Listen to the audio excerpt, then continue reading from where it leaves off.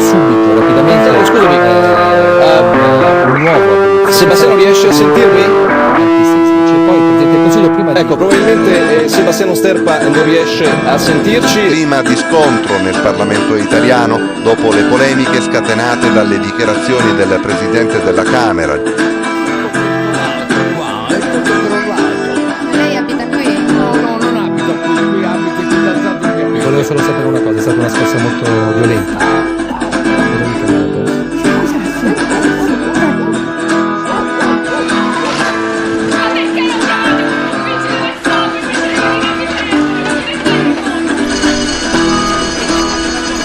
L'ignobile attentato è venuto di fronte ad un istituto tecnico.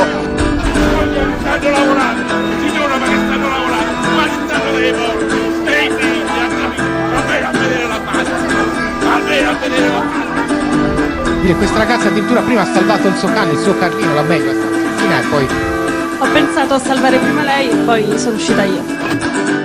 Chi può aver messo 3 bombole di GPL davanti ad una scuola per farle esplodere proprio all'ingresso dello stesso istituto? Ovviamente ci si chiede in questi istanti. Sdraiato a terra, c'è Pier Mario Borosini, centrocampista del Livorno, 25 anni. L'autorlo è in casa. Sì, purtroppo è arrivata anche qui la notizia allo stadio Adriatico di Pescara della scomparsa di Pier Mario Morosini, che non ce l'ha fatta. Senza questo pacchetto l'Italia crolla, ha detto Monti, che ora aspetta il verdetto del Parlamento sulla manovra che la Lega Nord ha definito da... È caduto da solo, ha provato per un paio di volte a rialzarsi. Abbiamo pregato e sperato che Pier Mario Morosini riuscisse a controllare la morte. L'istituto si può portare a 67 anni e la minima per lasciare il lavoro.